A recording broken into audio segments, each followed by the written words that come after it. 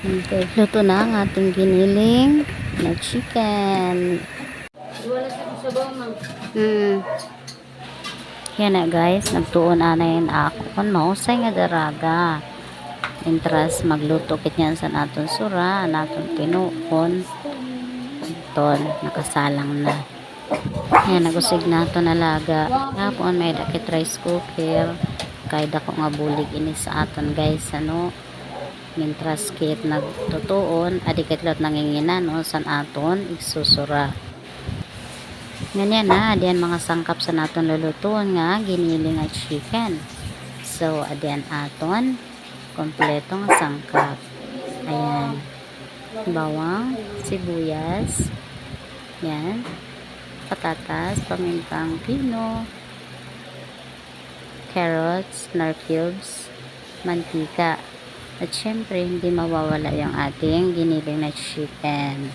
Adi may dakit ngayon tomato sauce guys. Magamit lakit siniguti ay pampakolor lasan aton karne. Mag-init na tayo ng kawali. Ayan. Habang inaantay natin na uminit to, ako naman ay may ginagawa rin ako dito sa likod kahit ako ang nag-video guys. No. Yan. Maganda kasi pag may flashlight ang ating camera dahil maliwanag ang ating video. Minsan kasi guys namamatay ang aking flashlight at hindi na siya bumabalik. Hinayan pa natin kalagi guys. Ayan, hinaanan natin dahil mainit na ang ating kawali. Lalagyan na natin siya ng mantika. Ayan. Konti lang gagamitin natin guys dahil yung ating chicken ay nagmamantika din siya habang ginigisa natin. So ayan, hintayin lang natin na uminit yung ating mantika at isusunod na natin ang ating mga sangkap. Isa-isa nating ihuhulog. Unahin natin ang bawang. Ayan, katamtamang gisa lang guys, hindi yung nag-fly brown. Ayan, okay na yan, yung ganyan lang. Basta maluto lang yung ating bawang. Next na yung ating sibuyas. Ang ginamit ko dito guys ay sibuyas na puti para hindi siya gaanong matapang. At saka iba yung lasa kasi ng puting sibuyas doon sa compare natin sa ating pulang sibuyas. Yan guys. What? Oh guys, totoo yan. Iba ang lasa ng ating niluto kapag ang ating ginamit ay puting sibuyas. At iba rin ang lasa kapag ang ating ginamit ay pulang sibuyas. So ayan guys, nilagay na natin ang ating karne, ang ating giniling na chicken. Ayan, sangkutsahin lang natin guys hanggang sa mag-firm yung kanyang karne. Ayan. At kusa siyang magba-brown guys at magmamantika. Ayan na, namatay na yung ating ilaw guys. No, no, no, no. Nagsirirom nakitliwat guys. Itong gudang kore sini nga aton kamera kay pinend off ang lights. Yan, antos na nakitanay siton guys. Aguan tala kitanay siton nga hayag sa naton lights sa aton kisami kay mahinay guys kasi malayo, masyado mataas yung kisame guys, tsaka napundi na kasi ang ilaw dito sa may bandang lutuan, dito sa may lababo natin kasi dyan nakapwesto yung ating kalan guys. Super kalan na kasi ang gamit natin guys, hindi na yung malaki kasi nasira yung malaking kalan, yung burner, malaking burner nasira, kaya hindi na natin magagamit yung malaking tangke. Ito na ang ginagamit natin na maliit na tangke guys. Yan.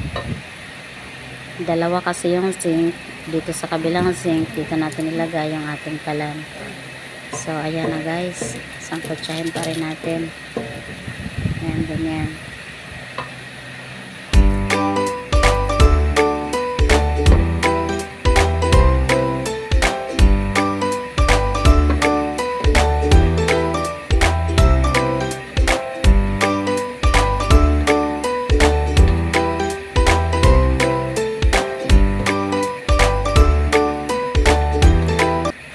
okay na guys, ining aton version in akon na ini siya ginlugaringan ko na isa kong pinsar nga akon pagluto. The way na lutuin ko to ay pamamaraan ko lang po kung ano yung pagkasunod-sunod ng aking mga sangkap. Yan guys, kung bago pa lang kayo sa aking channel, huwag kalilimutang mag-subscribe guys, i-like nyo naman at mag-comment. Ayan, maraming salamat guys. So yan, nilagyan na natin ng chicken broth. So guys, halu-haluin natin. Yan, ganyan. Wow! Oo guys, masarap kasi yung chicken broth ang ilagay natin kaysa sa ordinaryong tubig. Kasi mas malasa yan guys. At ayan, nilagay na natin ang ating tomato paste. Yan. Isang kutsahin lang din natin guys hanggang mag-blend yung kanyang kulay doon sa ating ginisang giniling na chicken.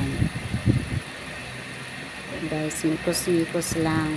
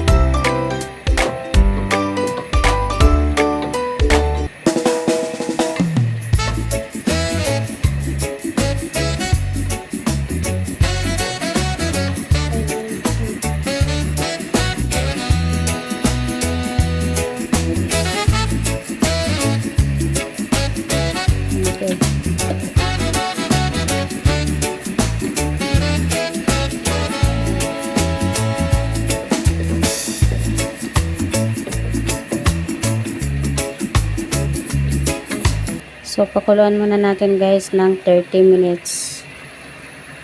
Okay. Luto na ang ating giniling na chicken.